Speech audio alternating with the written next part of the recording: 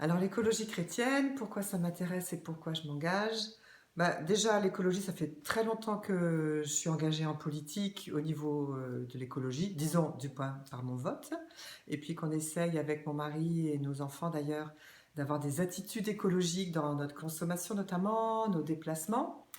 Et voilà, moi au niveau politique par exemple, je comprends pas comment ça se fait qu'il n'y ait pas une union politique forte, parce que c'est le combat du moment, quoi. Il y a une urgence écologique très forte. Et là, on a plein de signes qui nous le montrent dans la nature, dans la météo, peut-être même avec la pandémie. Donc moi j'ai une conviction, c'est qu'il faut faire quelque chose de manière très très très urgente.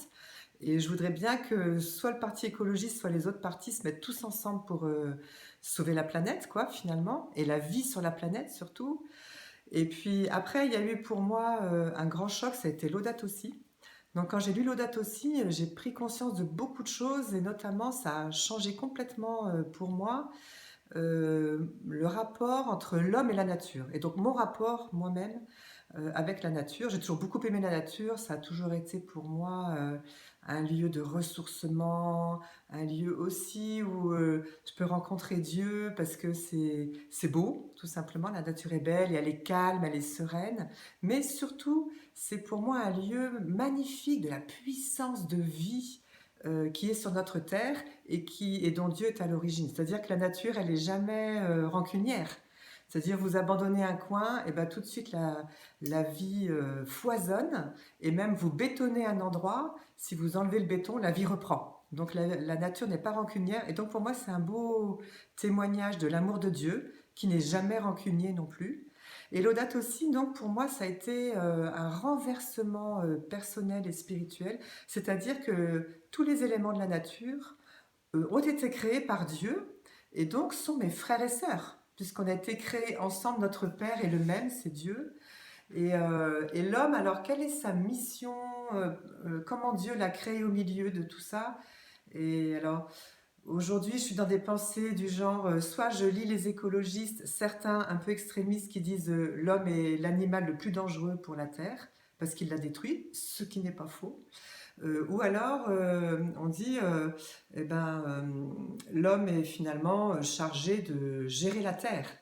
Et alors, entre les deux, comment on se situe? Donc, aujourd'hui, je suis dans la pensée suivante, c'est-à-dire que l'homme, de fait, est un animal, en tout cas une créature de Dieu comme les autres, non, pas tout à fait comme les autres, c'est-à-dire qu'elle a plus de responsabilités que les autres, d'où l'urgence de notre action pour préserver notre mère la terre, notre sœur l'eau.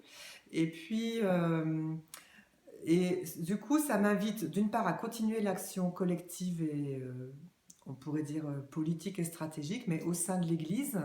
Et surtout, ça m'invite personnellement à davantage contempler pour, je sais pas comment dire, m'imprégner de toute cette beauté, tout cet amour qu'est dans la nature.